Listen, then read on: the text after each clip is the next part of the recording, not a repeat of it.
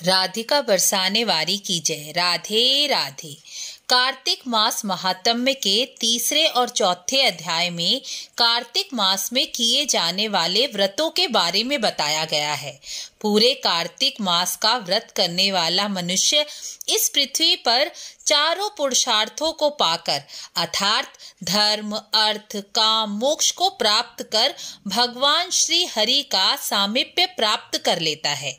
कार्तिक मास का व्रत अपने पिछले पापों को नष्ट करने के लिए अर्थात अपने प्रारब्ध को काटने के लिए भी किया जाता है। जिनके जीवन में समस्याएं ही समस्याएं हैं, एक खत्म होती है तो दूसरी आने को तैयार रहती है। जिनके घर में शांति की कमी है, धन, स्वास्थ्य की कमी है, उन्हें कार्तिक मास के व्रत अवश्य ही करने चाहिए। कार्तिक मास का प्रथम व्रत ब्रह्मा जी का गुप्त नक्त व्रत कहलाता है। यह अश्विन की शुक्ल पक्ष की पूर्णिमा को किया जाता है। सूत जी 88,000 ऋषियों को कहते हैं, सूत जी कार्तिक मास का पहला व्रत अश्विन मास की पूर्णिमासी को किया जाता है। यह व्रत सौभाग्यशाली स्त्रियां अपने पति की आयु की रक्षा, संतान वृद्धि और घर में धन वैभव की स्थिरता के लिए करती हैं। इस व्रत में ब्रह्मा जी की शाम को पूजा होती है। प्रातः काल स्त्रियां स्नान करके मन से संकल्प करें, हे जगत के कर्ता, आप मेरे पति की रक्षा करें, मेरी संतान की वृद्धि और उन्नति करें, घर में धन्य धान्य की वृद्धि करें, बोलकर सूर्य को प्रणाम करके अर्घ दें। दिन के समय भोजन ना करें, जल पीकर रहें। सायंकाल ब्रह्मा जी का पूजन करें।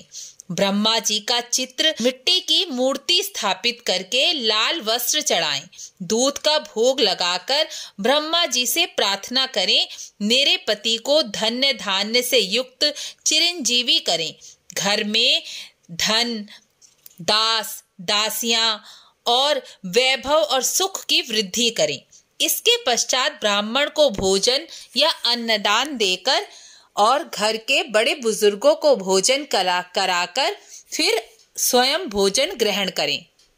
इस दिन ब्रह्मा जी की कपूर से आरती करने से बड़े बड़े वृक्षों और गोदान का फल प्राप्त होता है।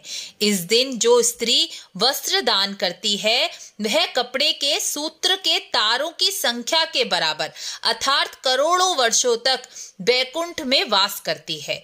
जो गहने दान करती है वह ब्रह्मलोक की प्राप्ति करती है।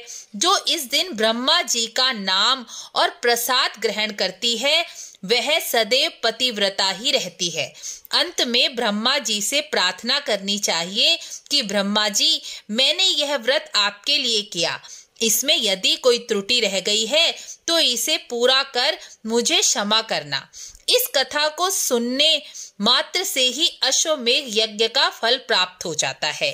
चौथे अध्याय में पूरे कार्तिक मास में एक समय भोजन, एक समय अन्न का भोजन करना पादकृच्छ व्रत कहलाता है। यह व्रत मनुष्य के पिछले जन्मों के पापों का नाश करने वाला कहा गया है। एक समय संध्या यानी तारों को देखकर अन्न का भोजन ग्रहण करने को तारा व्रत भी कहा जाता है। यह व्रत गृहस्थी मनुष्यों को अवश्य ही करना चाहिए।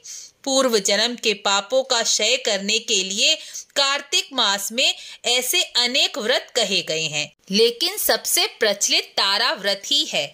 इसे अधिकतर गृहस्थी व्यक्ति करते हैं। यदि आप पूरे मास व्रत नहीं कर सकते तो कार्तिक मास में पड़ने वाले विशेष व्रत अवश्य ही करने चाहिए। कार्तिक मास की पूर्णिमा, अमावस्या, कृष्ण और शुक्ल पक्ष की एकादशी, दोनों अष्टमी व्रत, चतुर्थी व्रत यानी करवा चौथ, अंत में भीष्म पंचक व्रत करने से पूरे मास कार्तिक व्रत का पुण्य फल प्राप्त हो जाता है। यह व्रत प्रत्येक गृहस्थी को अपने सुख, सौभाग्य, अपने कल्याण के लिए अवश्य ही करने चाहिए। अपने पिछले जन्म के प्रारब्ध को काटने के लिए भी आप पूरे मास एक समय अन्न का भोजन ग्रहण कर तारा भोजन व्रत कर सकते हैं। आपको वीडियो अच्छी लगी हो तो लाइक शेयर अवश्य करें। राधे राधे।